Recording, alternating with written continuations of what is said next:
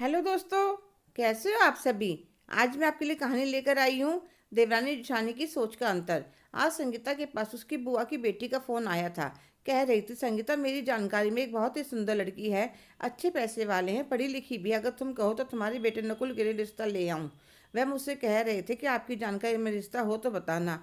तो मैंने कहा शाम को तुम्हारी जीजा जी फैक्ट्री से आ जाएंगे, मैं उनसे बात करती हूँ, फिर तुम्हें बताती हूँ। संगीता के परिवार में एक बेटी जिसकी शादी को साल भर हो गया था। बेटा नकुल और पति रमेश हैं। बराबर वाले मकान में उसके जेठ जेठानी दो बेटे हैं। दोनों की शादी हो चुकी है। बड़ी बहू की एक बेटी है और छोटी बहू की चौथा महीना चल रहा है। शाम को जब नकुल और उसके पापा आए तो चाय पीते हुए मैंने उनको मेरी बुआ की बेटी की सारी बातें बताई। तो मेरे पति रमेश कहने लगे, देख लो संगीता, जैसा तुम्हें ठीक लगता है। मैंने नकुल की तरफ देखा तो वह कुछ बोलते बोलते चुप हो गया। मैंने कहा, नकुल, अगर तुम्हें कोई लड़की पसंद है। तो वह अपने पापा की तरफ देखने लगा। तो मैंने फिर से कहा, देखो नकुल, अगर तुम्हें कोई लड़की पसंद है तो हमें बता दो, क्योंकि किसी के घर पर जाकर लड़की देखना और मना करके आना अच्छी बात नहीं है। मम्मी मेरे साथ ऑफिस में काम करती है, लावण्य नाम है उसका। हम दोनों एक दूसरे को पसंद करते हैं। ठीक है बेटा, एक दिन तुम उसको मिलवाने के लिए घर पर ले आओ, फिर हम विचार करते हैं। ठीक है मम्मी, मैं उसे कल ही लेकर आऊँगा। अगले दिन नकुल ऑफिस बंद होने के बाद लावण्य को अपने साथ लेकर आता है। लावण्य अपने स्कूटर पर थी। उसने लेगिंग कुर्ती पहन रखी थी। नकुल ने डोरबेल बजाई तो संगीता ने दरवाजा खोला। सामने खड़ी लावण्य की लेगिंग कुर्ती में बहुत ही प्यारी लग रही थी। उसने संगीता को नमस्ते करी। संगीता दोनों को लेकर अंदर आ गई। फिर वह दोनों के लिए पानी लेकर आई। इतनी देर में रमेश जी फैक्ट्री से आ गए। उनके हाथ में गर्मा गर्म समोसे, जलेबी और ढोकला था। संगीता ने सबके लिए चाय बनाई तो लावण्य उठकर किचन में आ गई। आंटी जी लाइए, नाश्ता प्लेट्स में मैं लगा देती हूँ। संगीता ने कुछ नहीं कहा और प्लेट्स लावण्य के हाथ में दे दी। वह नाश्ता लगाकर बाहर ले आई और संगीता चाय लेकर आ गई। नाश्ता करते उन्होंने आपस में काफ़ी सारी बातें करी। जब संगीता से ने पूछा, तुम्हारे घर में तुम्हारी मम्मी पापा को पता है? तो उसने कहा, हाँ मम्मी जी, मैंने अपने घर पर सबको बता रखा है और मेरे मम्मी पापा को कोई ऐतराज़ नहीं है। कुछ देर बाद नकुल लावण्य को गेट तक छोड़ने गया। वह अपनी स्कूटी पर चली गई। एकदम से ताई जी ने देख लिया। वे जल्दी से उनके घर पर आई। संगीता, यह कौन लड़की आई थी घर पर? तो संगीता उन्हें सारी बात बताती है। तेरा दिमाग तो खराब नहीं हो गया? एक तो इतनी पढ़ी लिखी नौकरी वाली लड़की, ऊपर से लव मैरिज। यह तो तेरे साथ एक दिन भी नहीं रहने वाली। बहुत तेज होती हैं नौकरी करने वाली लड़कियां। मुझे देख, दोनों बहुएं गांव की लाई हूँ, ज़्यादा पढ़ी लिखी भी नहीं है। इतनी हिम्मत नहीं कि बाजार में जाकर एक रुमाल तक खरीद लें।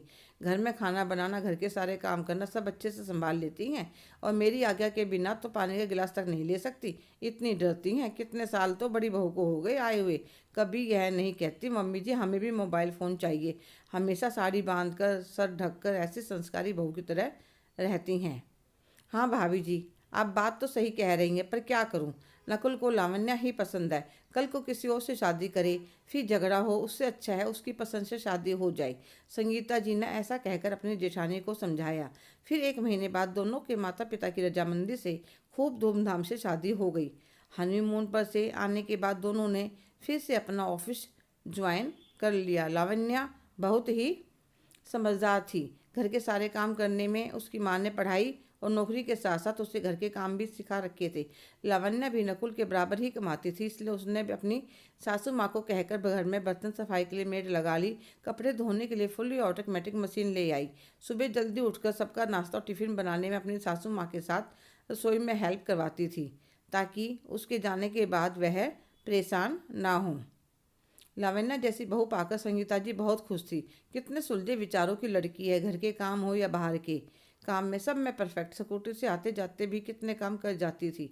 दोनों आपस में सहेलियों की तरह बातें करती थी, पर उसकी जिठानी को बिल्कुल भी नहीं सुहाता था। संगीता, तुमने तो सास की कोई मर्यादा ही नहीं रखी, पूरे दिन बहू के साथ खींखी करती रहती हो। शादी को 2.5 महीने हुए थे। एक दिन नकुल और लावण्या ने ऑफिस से छुट्टी ले रखी थी, पर नकुल को उसके पापा ने फैक्ट्री में बुला लिया था। कोई ज़रूरी काम था। लावण्या दही बल्ले बनाए थे। तो संगीता कहने लगी, एक प्लेट में लगाकर दे दे लावण्या, छोटी बहू के 8वां महीना चल रहा है तो जेठानी जी को दे आती हूँ। ऐसे समय में खट्टी खट्टी चीज़ें खाने का दिल करता है। ठीक है मम्मी, जो वे एक प्लेट में लगाकर दे देते। जब संगीता अपने जेठ जी के यहाँ जाती है तो देखते जेठानी जी काफ़ी परेशान हैं। वे संगीता को देखते ही कहने लगी, अरे संगीता, अच्छा हुआ तुम आ गई, मैं तुम्हारे पास ही आने वाली थी। क्या हुआ भाभी जी? पता नहीं, छोटी बहू के पेट में बहुत तेज दर्द हो रहा है। आज तुम्हारे जेठ जी और दोनों लड़के दिल्ली के बाहर गए हैं, उनका कोई बड़ा टेंडर छूटने वाला था और इसके अचानक पेट में दर्द शुरू हो गया। क्या करूं समझ में नहीं आ रहा। तो संगीता जल्दी से वापस आकर लावण्या को सारी बात बताती है। लावण्या कहने लगी, मम्मी जी आप चिंता न कीजिए, मैं गाड़ी निकालती हूँ, आप भाभी जी को लेकर आइए। वह अपने कमरे में जाकर अपना पर्स लेकर गाड़ी निकालती, इतने में संगीता जी और उनकी जिठानी छोटी बहू को लेकर आ जाती हैं। तो वे कहने लगी, ताई जी भाभी जी के सारे पेपर रख लिए डॉक्टर के? तो कहने लगी, नहीं वह तो बहुत ज़रूरी है, मैं ऊपर जाकर ले आती हूँ। जल्दी से ऊपर जाकर बड़ी बहू से छोटी बहू की फाइल ले आती है। फिर जल्दी से गाड़ी चलाकर अस्पताल ले जाती है। जल्दी जल्दी डॉक्टर से सारी बातें करके दुर्गा को एडमिट करवा देती है। संगीता उसकी जिठानी देख रही थी लावण्या कैसे फुर्ती से सारे काम कर रही थी। उसने जल्दी से फार्म भरा, डॉक्टर से बात करके उनके पास आई। ताई जी डॉक्टर कह रहे हैं अभी डिलीवरी होगी, पर अभी तो 8वां महीना चल रहा है। हाँ ताई जी, डॉक्टर कह रही थी दुर्गा एक ही बार दिखाने के लिए आई थी। मैंने इसे जब भी कहा था तुम्हारा केस में कॉम्प्लिकेशंस हैं, कुछ टेस्ट करवाने पड़ेंगे, उसके बाद कुछ दवाइयाँ भी लिखूंगी, पर यह दोबारा आई ही नहीं। तो वह बैठे हुए सोच रही थी। छोटी बहू ने कहा था, पर मैंने ही कह दिया था कि आजकल नए नए चोचले हैं, हमने क्या बच्चे नहीं पैदा करे थे? फिर बहू ने कुछ नहीं कहा था, पर अब क्या किया जा सकता है। डॉक्टर ने बहुत मेहनत करी, नॉर्मल डिलीवरी करवा दी। कुछ देर बाद नर्स आती है, मुबारक हो बेटा हुआ है।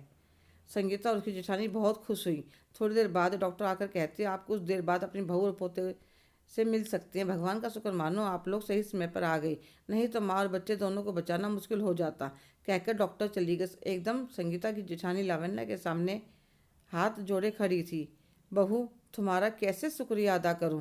अरे ताई जी, आप यह क्या कह रही हो? ना बहू, तुम्हारा एहसान मैं पूरी उम्र नहीं भूल सकती। अगर आज तुम ना होती तो मैं अपने बहू और पोते दोनों को हमेशा के लिए खो दिया था। अब मेरी समझ में आ गया कि इंसान को समय के साथ चलना चाहिए। अब मैं अपनी दोनों बहुओं की पढ़ाई भी पूरी करवाऊंगी, उन्हें ड्राइविंग भी सिखाऊंगी, उनसे घर के बाहर के काम भी करवाया करूंगी, ताकि वह अपने पैरों पर खड़ी हो सकें। आज तो तुम घर पर थी, अगर ना होती तो क्या होता? यह सोचकर ही मन घबरा रहा है। इतनी देर में ही नकुल, उसके पापा, उसके ताऊजी, उनके बेटे सब आ जाते हैं। सब कमरे में जाकर बहू से और पोते से मिलते हैं। ताजी तो लावण्य की तारीफ करती ही नहीं थक रही थी। आज संगीता जी को अपने बेटे की पसंद, अपने फैसले पर नाज हो रहा था कि उन्होंने अपने बेटे की पसंद को घर में लाकर अच्छा किया। अगर वह दिया लेकर भी ढूंढती तो उन्हें लावण्य जैसी बहू नहीं मिलती, और भगवान को शुक्रिया अदा करती हैं। हेलो दोस्तों, कैसे हो आप सभी? आज की कहानी आपको कैसी लगी कमेंट करके ज़रूर बताइएगा। अगर आप मेरे चैनल पर नए हैं तो प्लीज़ लाइक, शेयर, सब्सक्राइब करना ना भूलें। धन्यवाद।